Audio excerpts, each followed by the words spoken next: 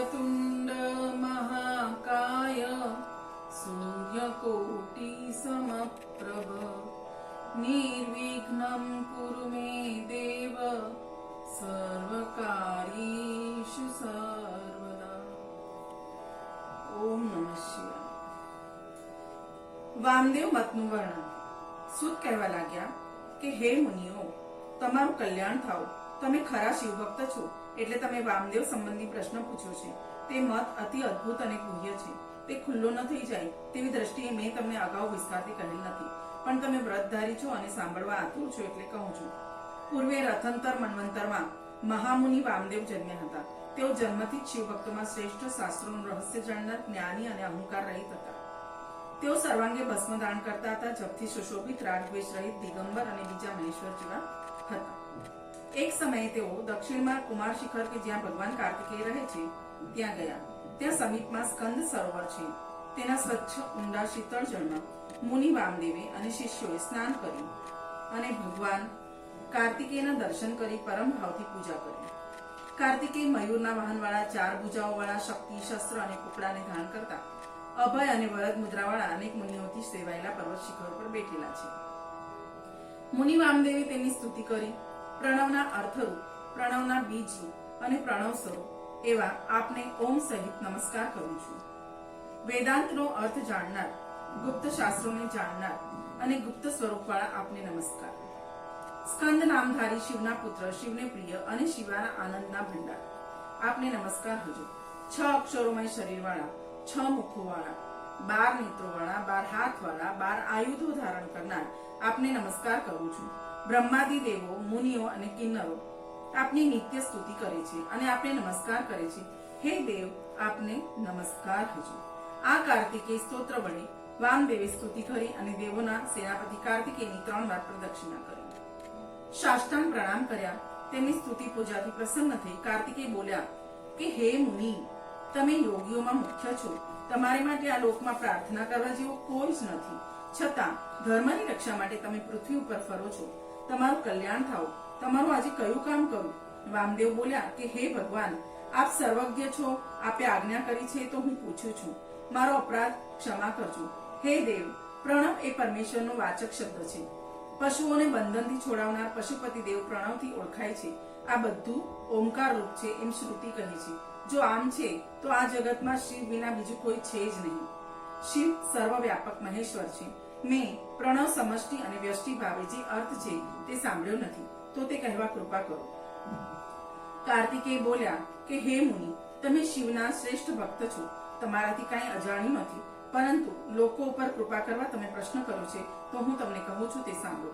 આ જગતમાં બધા જીવો માયાથી અતિમોહિત થઈ પશુ તુલ્ય થયા છે, એટલે પશુ કહેવાય છે। તેઓ શિવને જાણતા નથી, જે પોતે સગુણ નિર્ગુણ બ્રહ્મ, તે સદાશિવ સર્વથી પર છે। હું જમણો હાથ ઊંચો કરી વારંવાર પ્રતિજ્ઞાપૂર્વક કહું છું કે એ જ સત્ય છે।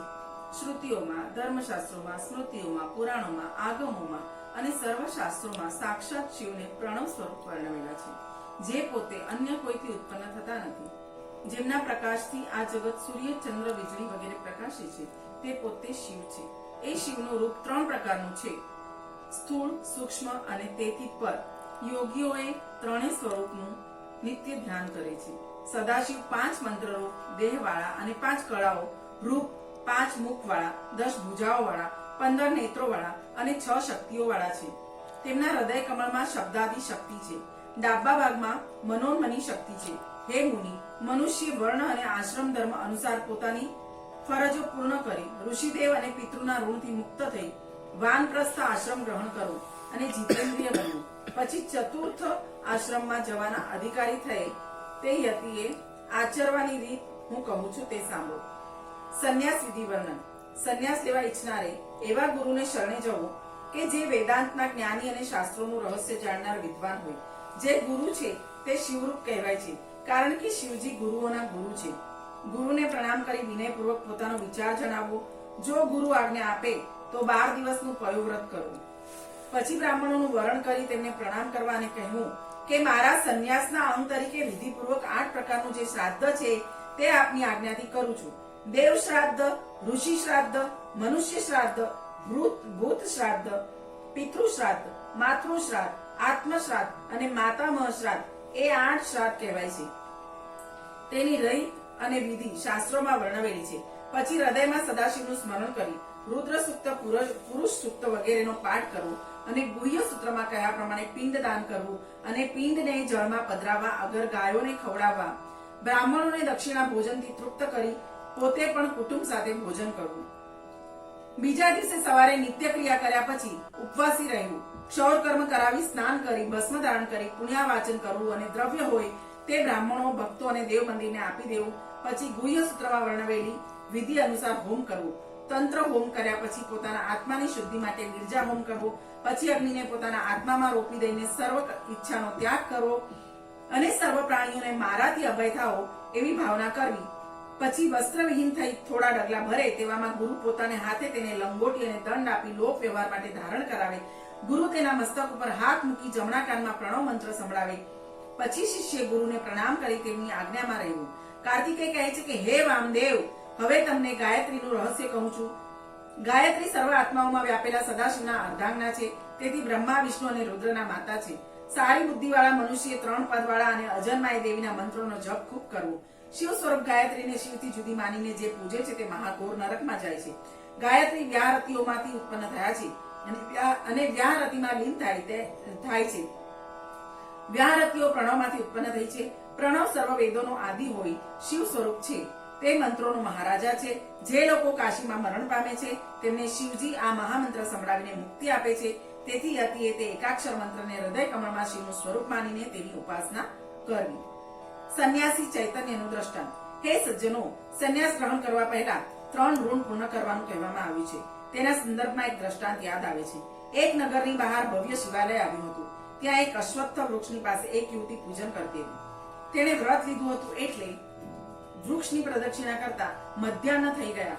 તે ઘરે જવા તૈયાર થઈ તેવામાં શિવાલયમાં ઉતરેલા એક પ્રતિભાવાન સંન્યાસી તેણે જોયા.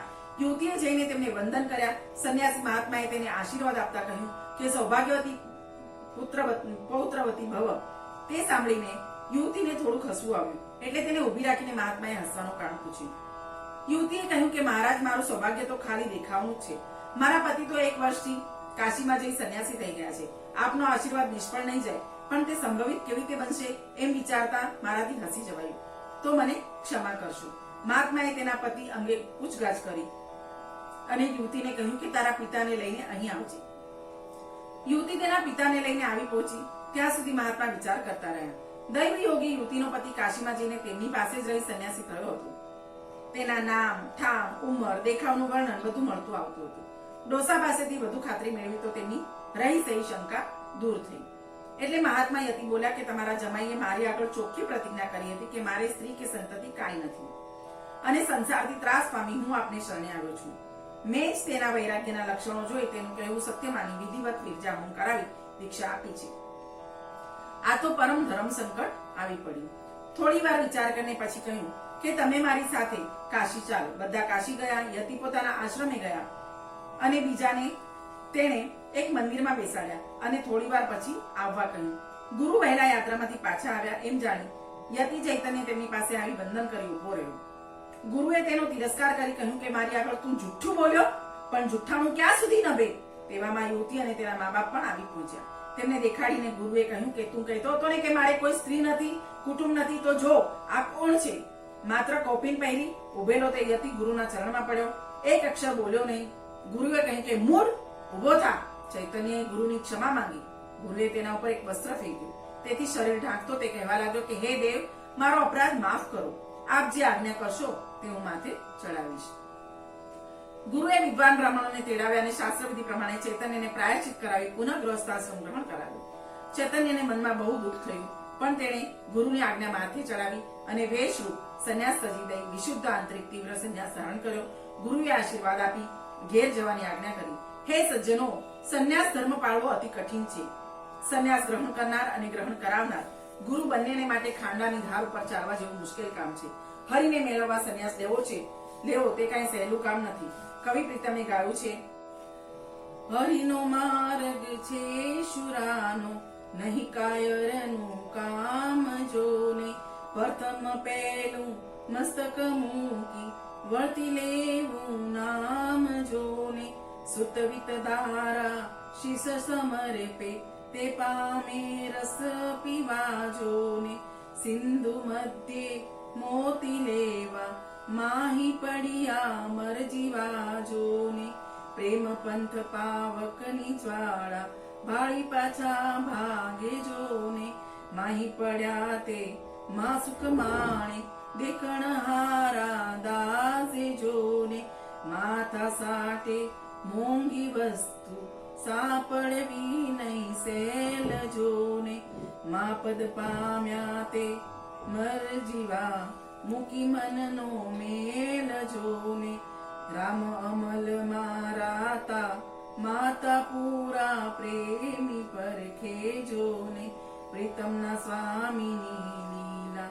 તે રજની નંદની રખે જોને હરિનો માર્ગ છે શુરાનો નહીં કાયરનું કામ જોને શિવનું 6 પ્રકારનું જ્ઞાન વામદેવ બોલ્યા કે હે કાર્તિકેય પ્રણવના 6 પ્રકારના અર્થ થાય છે અને તેનું જ્ઞાન ઇષ્ટદાયક છે હું હજુ તે સમજી શક્યો નથી માટે હું મોહ રહિત થાઉં એવો આપ અનુગ્રહ કરો કાર્તિકેય કહેવા લાગ્યા કે હે મુનિ તમને મહેશ્વરનું જ્ઞાન પ્રાપ્ત કરવામાં પ્રીતિ છે તેથી તમને વિસ્તારથી સમજાવું છું શિવ સમષ્ટિ અને વ્યષ્ટિમાં જ્ઞાન રૂપે રહેલા છે તે જ્ઞાન 6 પ્રકારનું કહેવાય છે પ્રથમ મંત્રરૂપ બીજું યંત્રરૂપ ભાવના ત્રીજું દેવતા અર્થે ચોથું પ્રપંચાર્થ પાંચમું ગુરુરૂપ અને છઠ્ઠું શિષ્યના આત્મારૂપ એવા એના અર્થ થાય છે મંત્ર રૂપે તેઓ સમષ્ટિમાં વ્યાપીને રહેલા છે યંત્ર એટલે ભાવનાપૂર્વક લખેલો પ્રણવ પણ શિવ સ્વરૂપ છે શિવના 5 મુખો કહેવાય છે તે સર્વકાળ કલ્યાણકારક કહેવાયા છે આને જ બ્રહ્મ પંચક કહ્યું છે પુરુષ શ્રોત્ર વાણી શબ્દ અને આકાશ આ 5 પુરુષ બ્રહ્મથી વ્યાપેલા છે પ્રકૃતિ ત્વચા હાથ સ્પર્શ તથા વાયુ આ 5 ઈશાન રૂપી બ્રહ્મથી વ્યાપેલો છે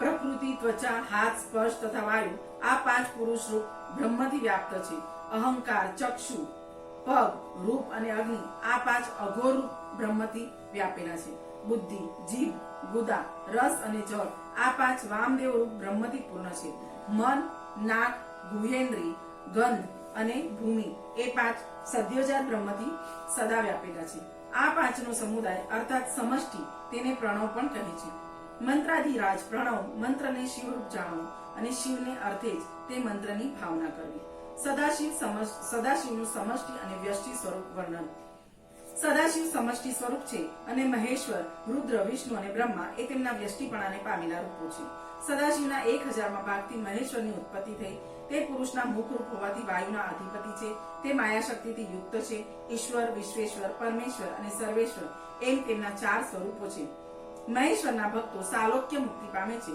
મહેશ્વરના 1000માં અંશથી રુદ્રની મૂર્તિ ઉત્પન્ન થઈ તે ગૌરી શક્તિથી યુક્ત છે અને સર્વેનો સંહાર કરનાર છે શિવ હર મૃડ અને ભવ આ 4 તેમના સ્વરૂપો છે સંહાર 3 પ્રકારનો છે નિત્ય નૈમિતિક અને મહાપ્રલય જીવોની સુષુપ્તિ એ નિત્ય પ્રલય સમજવો બ્રહ્માની સુષુપ્તિ તે નૈમિતિક પ્રલય ગણવો અને તે જ બ્રહ્માનો વિલય તેને મહાપ્રલય કહેવાય છે રુદ્રની ભક્તિ સાયુજ્ય મુક્તિ આપનાર છે રુદ્રના 1000માં અંશથી વિષ્ણુની મૂર્તિ ઉત્પન્ન થાય છે તે જળ તત્વના અધિપતિ છે તેમની ડાબી બાજુ રમા એટલે કે લક્ષ્મી શક્તિ રૂપે રહેલ છે તે સર્વના રક્ષક છે તેમના વ્યષ્ટિ રૂપ વાસુદેવ અનિરુદ્ધ સંકર્ષણ અને પ્રદ્યુમ્ન છે વિષ્ણુના 1000માં અંશથી બ્રહ્મા થયા છે તે પૃથ્વી તત્વના અધિપતિ છે તેની ડાબી બાજુ વાઘદેવી શક્તિ બિરાજે છે તેમના 4 વ્યષ્ટિ રૂપો છે હિરણ્યગર્ભ વિરાટ પુરુષ અને કા હે મુનિ જગત ચક્ર ઉંબાડિયાના ચક્રની પેઠે સદા સર્વદા ફરતું રહે છે તેથી તે ચક્ર કહેવાય છે આ જગત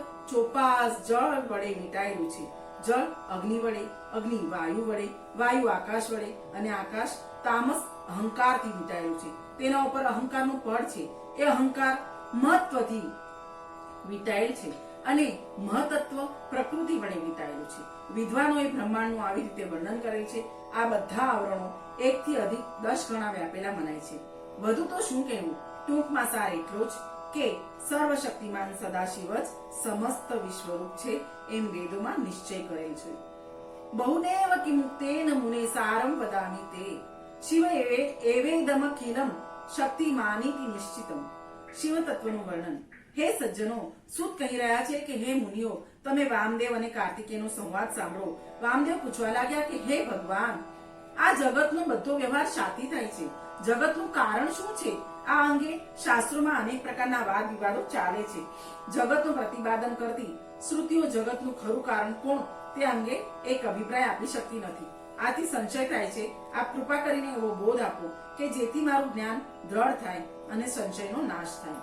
કાર્તિકેય બોલ્યા કે હે મુનિ વામદેવ, તમને હું આ પરમ ગુહ્ય જ્ઞાન કહું છું, તે સાંભળો. તમારા પર મને પ્રીતિ છે અને તમને જ્ઞાન મેળવવાની જિજ્ઞાસા છે. સમજુ મનુષ્યે આ તત્વ વિચાર સમજણપૂર્વક અને વિવેકથી સાંભળવો જોઈએ. ઘણા વિદ્વાનો હજુ કપિલ આદિના નાસ્તિક શાસ્ત્રોમાં અટવાયા કરે છે.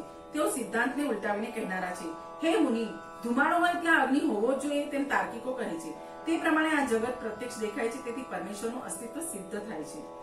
જેમ દરેક શરીરમાં લોકો સ્ત્રી અને પુરુષ એવા જુદા ભાવો જાણે છે, શ્રુતિ કહે છે કે પરમાત્મા સચ્ચિદાનંદ રૂપ છે. સત્યમ વિજ્ઞાનમાનંદમ બ્રહ્મ. તેમાં જે સત શબ્દ છે તે અસત સંસારને દૂર કરનારો છે. ચિત્ત શબ્દથી જળ પણ દૂર થાય છે. આ ઉપરથી સમજવું કે પ્રકાશ સ્વરૂપ તે પુરુષ અને જ્ઞાન સ્વરૂપ તે સ્ત્રી એ બેના જોડકાથી જગતનો જન્મ થાય છે. એક જ આત્મામાં સદ અને ચિત્ત એવા બે ભાવ રહેલા છે. માટે પરમાત્મા વિશે શિવ અને શક્તિ એવા ભાવ ગ્રહણ કરાય છે. જે શક્તિમાન હોય તે જ બળવાન હોય છે એ સૌ જાણે છે. આ શિવ શક્તિના સંયોગથી આનંદ પ્રગટે છે. આ રીતે શિવ અને શક્તિનું સર્વવ્યાપીપણું અને બ્રહ્મ સ્વરૂપ ઉપનિષદોએ વર્ણવેલું છે. સત્યમ જ્ઞાનમનંતમ બ્રહ્મ અને તદ બ્રહ્મ એવા શ્રુતિ વાક્યો છે. હે મુનિ, શિવમાં બ્રહ્મ શબ્દથી વિશ્વનું જ વર્ણન કરેલું છે. હવે તમે હંસ અને સોહમ એ બે શબ્દોનો તાત્વિક અર્થ સમજો. સોહમમાંથી વ્યંજન સ અને હ કાઢી નાખીએ તો ઓમ રહે છે, જે પ્રણવનું સ્વરૂપ છે. પહેલો સ્વર એ એમાં અનુસ્વાર અને વિસર્ગ ઉમેરતા અમ અહ થાય. તેમાં હકાર અને સકાર જોડતા હંસ સહ થાય છે. તેને ઉલટા ભાવથી સોહમ થાય છે. આ મહામંત્રનો અર્થ શિવ અને શક્તિનો વાચક જાણો. શ્રુતિમાં કહ્યું છે કે પ્રજ્ઞાનમ બ્રહ્મ. પ્રજ્ઞાન એટલે ચૈતન્ય અને ચૈતન્ય તે જ આત્મા છે. જે બધું જાણે અને ચેષ્ટા કરે તે ચૈતન્ય કહેવાય. જે સ્વતંત્ર સ્વભાવ વાળો છે તેને આત્મા કહેવાય છે. આત્માનું જ્ઞાન જ્ઞાન સ્વરૂપ છે, છતાં જીવાત્મા અલ્પજ્ઞાની હોવાથી તેને પશુ કહેવાય છે. વિદ્વાનોએ જ્ઞાન, ક્રિયા અને ઈચ્છાને શિવના 3 નેત્રો કહ્યા છે. શ્રુતિમાં કહ્યું છે કે તસ્માદ્વા એતસ્માદાત્મન આકાશ સંભૂતઃ. આનું તાત્પર્ય એવું છે કે શિવ શક્તિનો સંબંધ એ જ પરમાત્મા છે. પરાશક્તિથી ચૈતન્ય શક્તિ ઉત્પન્ન થઈ, ચૈતન્ય શક્તિમાંથી આનંદ શક્તિ ઉપજી અને આનંદમાંથી ઈચ્છા ઉપજી. આ ઈચ્છા શક્તિમાંથી જ્ઞાન શક્તિનો ઉદય થયો. આ 5 શક્તિઓની અનેક કલાઓ ઉદ્ભવી. શિવ અને શક્તિ વાચ્ય અને વાચકના ભાવથી જ્યારે જોડકું બને છે ત્યારે તેમાંથી આકાશ અધિક્રમથી 5 ભૂતોનું નિર્માણ થાય છે. આકાશ કેવળ એક શબ્દ ગુણવાળું છે. વાયુમાં શબ્દ અને સ્પર્શ 2 ગુણો છે. અગ્નિમાં રૂપ, શબ્દ અને સ્પર્શ એમ 3 ગુણો છે. જળમાં રસ, રૂપ, શબ્દ અને સ્પર્શ એમ 4 ગુણો છે. તથા પૃથ્વીમાં ગંધ, રસ, રૂપ, શબ્દ અને સ્પર્શ એમ 5 ગુણો છે. આ જગત રૂપી પ્રપંચ 5 ભૂતો વાળું કહેવાય છે અને સર્વ સમષ્ટિ રૂપ વિરાટ એ જ બ્રહ્માંડ કહેવાય છે. મહેશ્વર શિવ પોતાની ઈચ્છાથી જગતને સર્જે છે ત્યારે તેમનું જે સ્પંદન થાય છે તે શિવ તત્વ કહેવાય છે. તે જ સર્વનું કારણ છે તેમ સમજવું. તેથી જ શ્રુતિમાં કહ્યું છે કે આ જગતને સર્જી પછી તેમણે તેમાં પ્રવેશ કર્યો. તત્સૃષ્ટ્વા તદેવાનુપ્રાવિશત. જીવને પશુ કહ્યો છે કારણ કે તે પુરુષની માયાથી મોહિત બને છે અને શિવ તત્વનું જ્ઞાન ભૂલી જાય છે. આ જગત શિવથી જુદું નથી અને પોતે પણ શિવથી જુદો નથી તેવું સત્ય સ્વરૂપ તે ભૂલી જાય છે. જેમ જાદુગરને પોતાને ભ્રમ થતો નથી તેમ જીવને જ મોહ થાય છે. ઈશ્વરને કઈ મોહ થતો નથી. શિવની 5 શક્તિઓ છે તેમ તમે જાણો. કર્તૃત્વ, જ્ઞાત્વ, પૂર્ણત્વ, નિત્યત્વ અને વ્યાપકત્વ. તેનો અનાદર કરવાથી જીવનું પતન થાય છે. અદ્વૈત શિવવાદ. કાર્તિકે કહેવા લાગ્યા કે હે મુનીશ્વર વામદેવ, તમે શિવનું અદ્વૈત જ્ઞાન જાણનારોમાં શ્રેષ્ઠ છો, તેથી તમને અદ્વૈત શિવવાદ સમજાવું છું.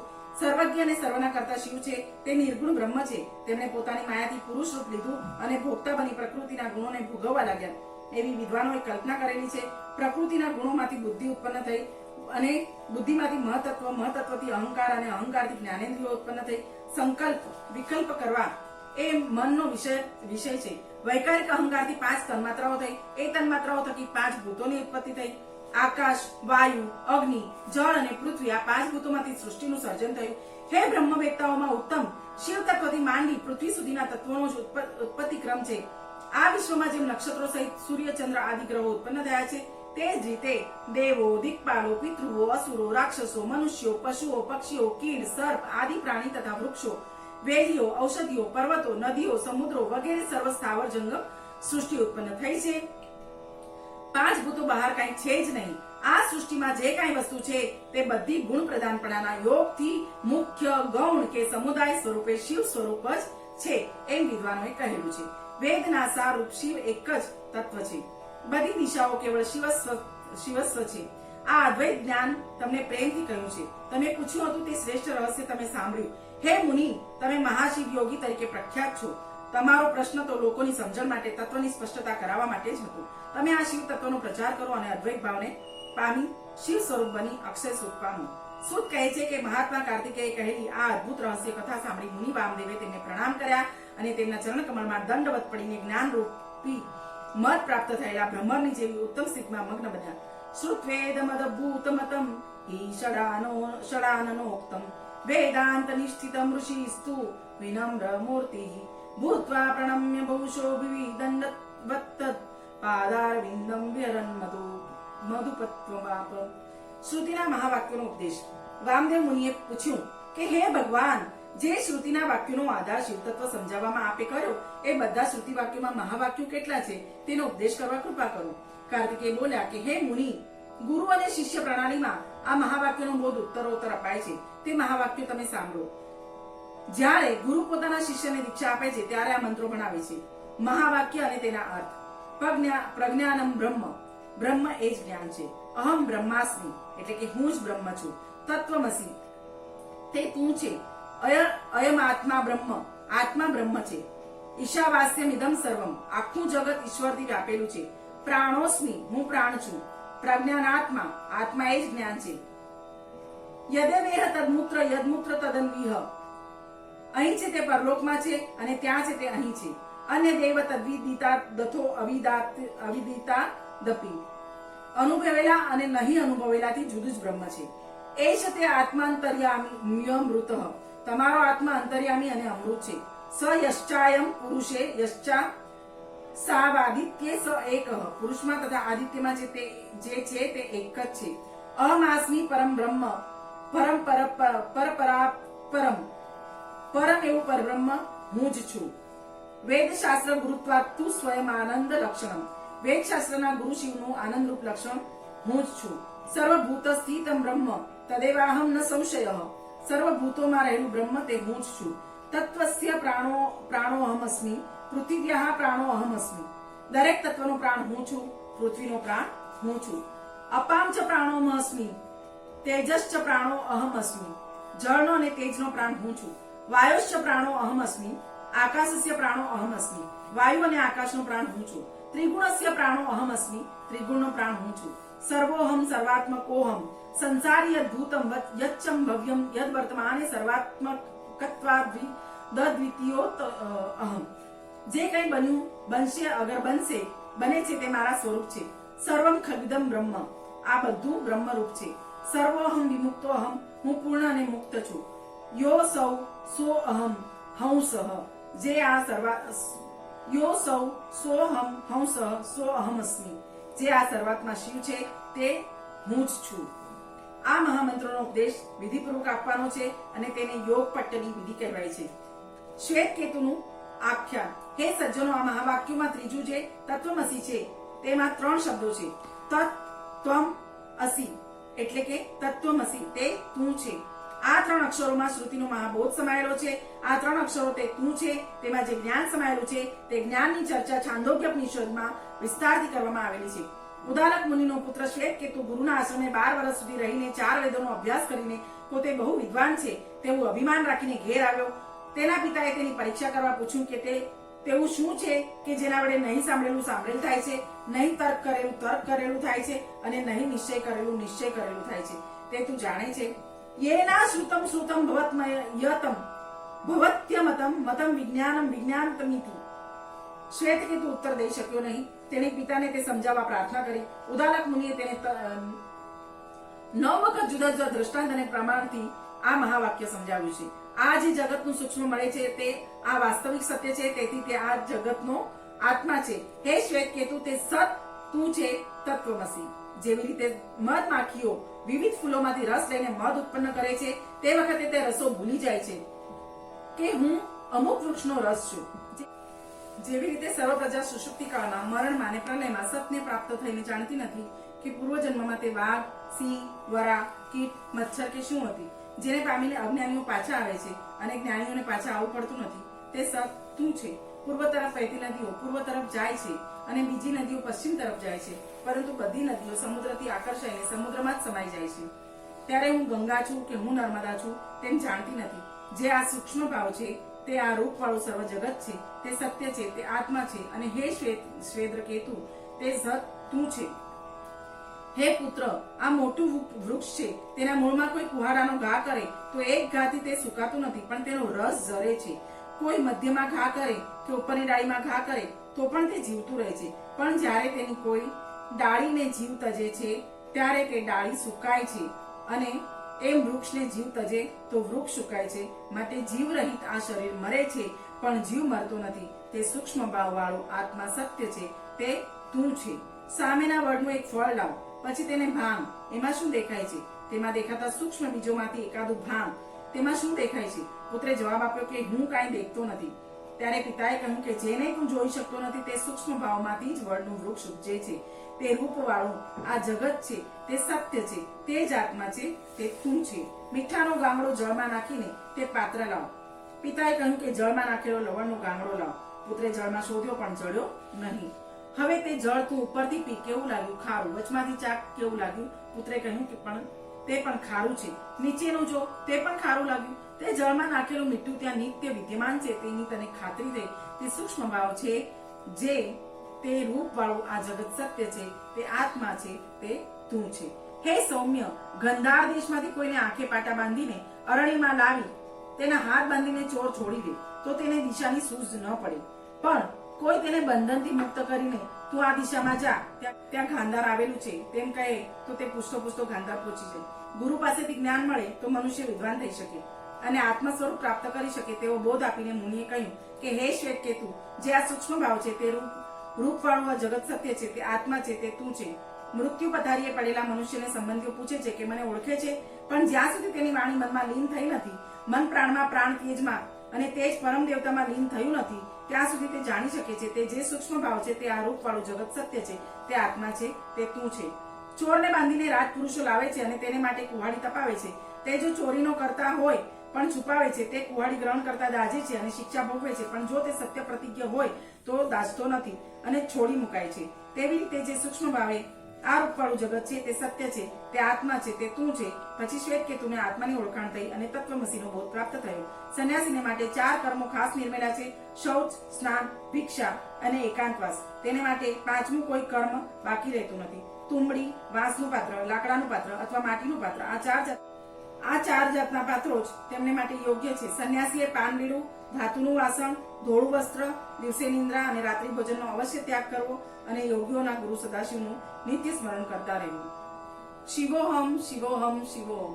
નમઃ પાર્વતી પતે હર હર મહાદેવ હર. ઓમ નમઃ શિવાય.